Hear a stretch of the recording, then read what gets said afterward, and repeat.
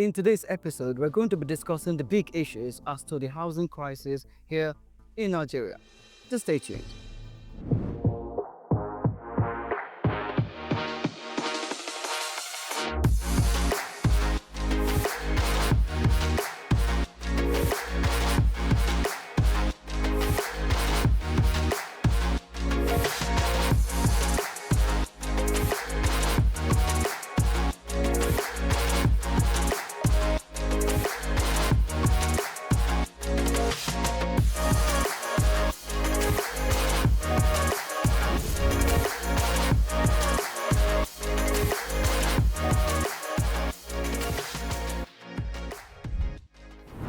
Welcome to another episode on Property Dialogue.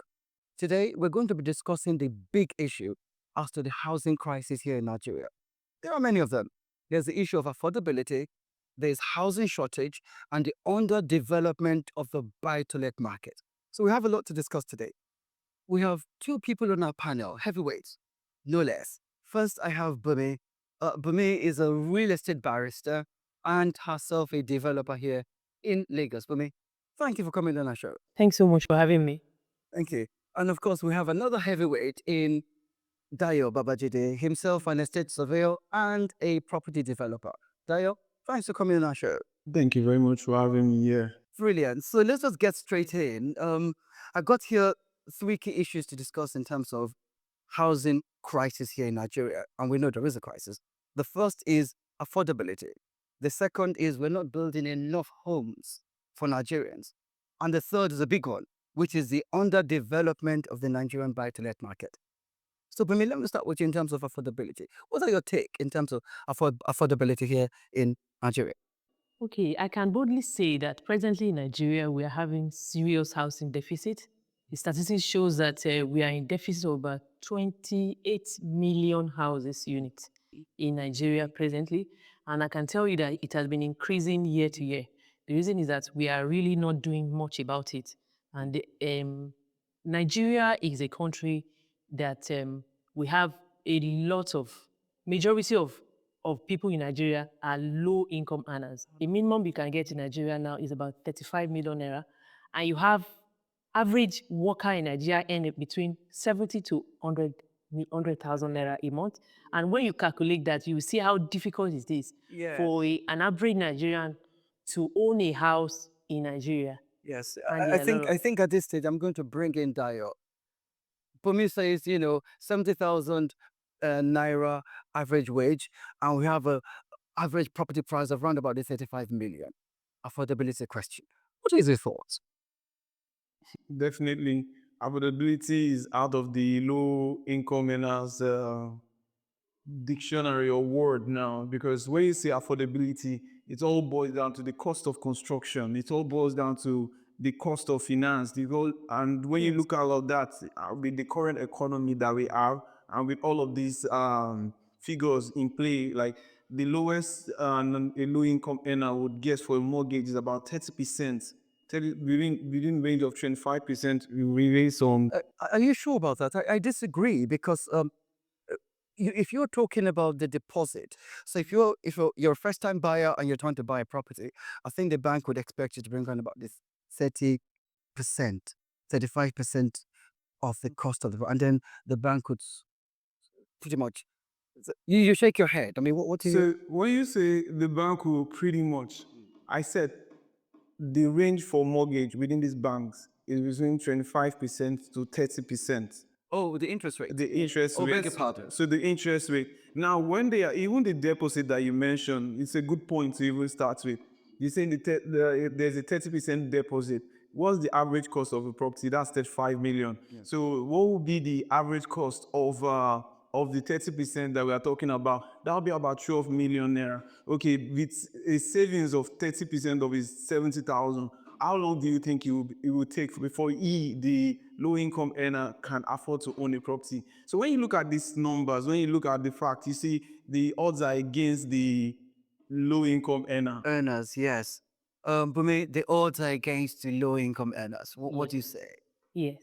Like for instance, in Nigeria presently, you have the NHIF, the mortgage facilities. And I can tell you that when you look at their conditions, you see that they are only for the rich. Yes, I think for the point of view of our viewers, the NHF is a national housing fund, and what they say is that if you're employed in Nigeria and you contribute 2.5% of your income for a period of 6 months, you're entitled to a mortgage. That's what they say. Yes. In reality, is that the case? That is not. The reason is that how much is that contribution in 6 months? Also, they will also say that people that are not in a paid employment, like people that are in business, they can also have access to that facility. Yeah. And what is the percentage of people that are working in paid employment? So if you have somebody that is working and is collecting 100,000 naira per month, and he has worked for 25% of that amount, in 6 months, it's nothing to write home about. It's less than $1 million. I see. And when you look at the average property in Nigeria, we are just being kind to see 35 million. We are indeed. In Yes. Lagos is even In more. Lagos is even more. Let me drag in Dayo. Dayo, can you run through the causes of affordability in Nigeria? What are they? Is it low wages? So when you look at the causes of affordability, it starts from the government policies on building materials, the cost of construction. So where the government policy comes in here is incentivizing the building space and making it easier for developers to build and make sure that this housing, because when a developer's cost of construction is high, his income, his return also has to be high because of the risk. And our particular market is one that comes with a lot of risk, a very big margin for the risk. So it has to be put in place so that the developer and his returns also. The cost of finance for development too is another thing. About 30%, most of the financial institutions for developers is between 20 to 30%, even for interest rate on the loans that the developers. 25%. It's very high. Very, very So high. your repayment, your monthly repayment will be quite substantial. Quite substantial. I So could see. it's the odds are against the developers, and when they get this high volume of money into the project, it also goes into, it also affects the cost of housing, and that's why it's not going to be affordable. And I also want to add that that same cost is transferred to the buyer. And that is why you cannot have low-income properties in Nigeria, because a developer is meant to make profit. It's not a government. The government is meant to provide shelter for its citizens, but not a developer. A developer is looking at it from the profit angle. And by the time they transfer all these costs to the cost of the building, they transfer it to the buyer. And that's why you have that high price. Okay. All right. Well, earlier, our correspondent interviewed some residents in Abuja just to get their views as to whether or not there's affordability in this land. Let's hear what they have to say. A generation of first-time buyers may never be able to own their own homes because of the unaffordable prices of houses. It means we are not building enough homes. The high demand of housing has forced prices upwards. So, to better understand this, we will be talking to residents right here in Abuja to gauge their views on housing prices. What do I think is stopping me from buying my own home? I think you have to check your pockets. You have to be ready for that before getting your own home. And considering jobs in Abuja these days, it's not really an easy thing. At least people are complaining that the house rent is high, and the cost of living is high. As far as I know, from what I'm hearing and some of what the billboards are saying, the prices are beyond what the ordinary civil servant and those of us that work in university can afford. What do you think is stopping people from buying their own homes? They're earning. They don't earn enough money to buy. That's my thought. They don't earn enough money to buy. And those who are buying, they're probably working extra, and they are fortunate that they are working in areas in which the income is adequate enough for them to contemplate such purchases. And I also think that the mortgage institutions need to up their game in trying to put in faith on Nigerians, because many people who desire to have houses and then they are not able to kind of access the facilities to buy the houses. The house prices are high. You have to compare from a section to section. Prior to 2023, when you compare the prices of houses and today, you will see there's a dramatical increase. In some places, you get about 200 to 400% increase. And it's all a reflection of the inflation rate and the exchange rate. Well, from the people we've spoken to, you can see that the rising house prices have stopped people from climbing the property ladder. Let's now return back to the studios. So we've heard the views of the residents in Abuja, pretty much echoing what you've said in the studio. Bumi, what are your thoughts on what you've heard? You can see clearly that they are actually right. What they have all said is no different from what we have been discussing here. And one of them said something about unemployment. When you look at the unemployment rate in Nigeria, it's also part of why we have this deficit. Because somebody that is not gainfully employed cannot apply for mortgage. That means that person can continue to be a tenant for God knows how long. And when you stay in a rented apartment for 10 years, it's like you have built that house for the owner. So that means the high class of people who are the landlords will continue to make the poor. And that's why you don't have this kind of houses for low-income earners. I see. So there's an imbalance. Tayo, there's an imbalance in this whole economy. What we may A say. very big imbalance. Like we rightfully heard from the lady that was interviewed about interest, mortgage interest rates, the bank interest rate. You see that all of these odds stacked against the income, our income makes it very hard for her to say that she's only pushing it forward to the future, and we know what happens in the future. Prices keep going up in the future. We're just going to take a break. And then after the break, I'm going to be introducing Dr. Asuba, who himself is a property developer. We're going to be looking at housing shortage as the other aspect of the housing crisis here in Nigeria. Bumi, you're going to remain with us in the second half of this show. So do stay tuned.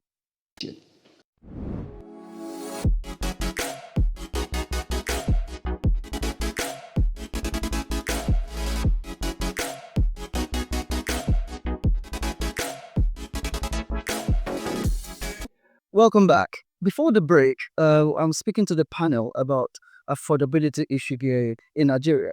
We're now coming to the second half of this episode where we're going to talk about housing shortage and, of course, this issue with the buy-to-let market. And to tackle that, I got Dr. Asuba. Hey, thank you for coming on our take. You're still with us. So let's go straight in terms of housing shortage in Nigeria. How would you define housing shortage? How would you define it? Okay, housing shortage is where you have the number of houses available is lower than the number of people that needs to live in the house. So you are saying the availability is not up to the demand. That is where you have shortage. So there's more demand than supply. Yes. That's wrong, yeah. It really is an issue here in Nigeria. Dr. Asuba, how would you see? Actually, our population is growing every day. So what we need more adequate housing development that can help the populate own their own houses. Yes. So what do you think are the causes of housing shortage here in Nigeria? Cause of housing shortage. So not near enough the kind of housing you need. Well, the truth there is the cost of housing shortage in Nigeria. I can see now that we have high costs in building materials, and we have some high costs in acquiring land. You know, the process of getting land 10 years ago is different from the process of getting land now. And also you can see the devaluation of the currency, and also the unstable of our economy, the microeconomy. So definitely there's going to be shortage, because if you plan to spend like 1 billion to build maybe some units, and you ending up spending more than 1 point something billion or spending that. So there will be shortage. So Dr. Super talks about high cost of building material, and that prohibits people who want to build more houses because it is costing more to building less. Yes, that's simple. What are your thoughts? Okay, like you said, the cost of building, the cost of acquisition, the documentation process, the building process, the artisans, all those things makes a cost of funds. You see a developer borrowing money at 28% to build a house. All those funds, all those costs is added to the cost of the property. And at the end of the day, it will pass to the end users, which is the buyer. And that's why you don't have low-cost houses in Nigeria. The rich, so to speak, the high income earners are the ones, or politicians, or people that are in business. They are the ones that can really afford how they can afford because it's very high. Yes, high building material, the cost of building materials, of course, the high cost of land, they're causing bottlenecks. yes, And causing bottlenecks means there's limited supply. Yeah. But you're not building near enough the kind of houses you need. And then you have this expanded supply because of population. What are the numbers in terms of our deficit? Okay, presently in Nigeria, statistics shows that we have 28 million deficits, and that's a lot for any economy. Is a lot. And we don't build in near enough. We are not. So the little ones that we have, they are milking the end users. yeah. Well, it just concluded Lagos State Real Estate Conference. One of our correspondents was able to interview some property developers just to find out where we are with this housing prices. Let's hear what they have to say about that. I'm going to be interviewing developers today to talk about the Lagos housing crisis and the shortage of housing in Lagos. Then we're going to talk about the high rate of properties in Lagos. My name is Choma Jennifer. As a developer, are you doing anything to make housing more affordable for low-income earners? It cannot be affordable like that. So which is one of the reasons why we have the issues. So I don't think is the affordability we should be thinking about. We should think about how can people get resources. I travel a lot. Global houses are not cheap, but the government has introduced opportunities where people can access funding for housing. So young developers don't try to make their housing affordable and cut corners. Who do you think is responsible for the house collapses that we've experienced in Lagos so far? Oh well, personally, in my own opinion, I think there's a number of factors that's led up to the housing collapse that we've witnessed across the state. Basically, I think it will start from the homeowners, the developers. Sometimes most of these people cut corners. They do not do their job. They have to try to reduce the costs of the construction and all of that. And then we see lack of maintenance on these properties, on these buildings. Right. So you see, I think the developers as the interview, they pretty much echo what we're saying in the studio. Yes. About Yumi. Well, let's now turn to the last issue here, which is the underdevelopment of our buy-to-let markets. As you know, buy-to-let markets is for landlords who are buying properties to rent out in the rental market. And if you have a good buy-to-let market, you have a reduction in the rental market. What are your thoughts in terms of our buy-to-let market? Okay, the major reason why that has not really come to play in Nigeria, full sense of it, is that the government is not involved. In other countries, you see that buy-to-let is sponsored by government. In this case now, the government have left housing to developers. And private sector will want to make profit. The government should not be looking at profit. It should be looking at delivering one of their responsibility to provide shelter for people. But it's a bigger argument than that, isn't it? I know it's a big argument. It's a big argument. Yeah. Foreign investors who are wanting to come into the market to buy properties to rent out, to expand the scope of the buy-to-let market. You see that there's a problem here in Nigeria. For example, if you're trying to evict your tenant, the legal system is so slow and very expensive. That's affecting buy-to-let market. The buy-to-let mortgages is non-existent in Nigeria, and the imbalance of landlord and tenant laws. I want Umi to talk about that because she's a lawyer. Okay, I didn't want to say something about that. And the first thing I would say is that buying for foreign investors that are coming into Nigeria to buy, to rent and all that is still one of the best business you can do. Yes. Even despite the fact that it's not easy to evict tenants, there are procedures. When you follow those procedures, at the end of the day, you still be smiling to the bank. And if we can't totally say that there's no mortgage in Nigeria. I have benefited from a mortgage facility before. It's just that it's around 5%. Only 5% have access. And it's the lowest in the world. So if 5% of the population have access to a mortgage market, then it's a failing market. It is, if you say that. Okay, and of course, there's the Land Use Act problem, Yes. where all the lands are leaseholds. That creates problem for mortgages. That's the land use act is one of the major problems that we have in Nigeria, and that is because it was not meant for this generation. And I can tell you that one day we will still have to repeal that law, because when you say all the land belongs to the government are they ready to build all the land? I think the argument is if all lands are leaseholds, and at every year the tenure of your reduces. And when it reduces, the banks are unwilling to give mortgages, which is counterproductive for a buy-to-let market. But the truth of the matter is that the reason why the banks are not giving facility for mortgage is not really because of the Land Use Act. The reason is that they are not able to get people, the right caliber of people, to assess the mortgage. But there's also the issue of a very poor land registration system. Yes. How are you going to give mortgages? And if you're not doing that, the buy-to-let market is... And that is what I said earlier, that public partnership with government, public-private partnership cannot be overemphasized in this issue. We are looking at when a government will call the developers on the round table and say, okay, we are giving you this land, can you build it? When you build it, we are pegging the price as so. You can't go build. We are pegging it as so caliber of people to build those lands. If the government is ready to do that, then we are good to go as developers. Anyway, we've now come to the end of this episode, and I'd like to thank my panel, Dr. Wasu, but thank you very much. Thank you, sir. Thank you. Romain, thank you very much. You also, Steiner was here earlier, an amazing supporter in real estate market. Look, if you miss anything, you could go check us out on our Facebook page and of course on our Twitter page. So until next, I remain lovely. Thank you for listening. Bye-bye. So,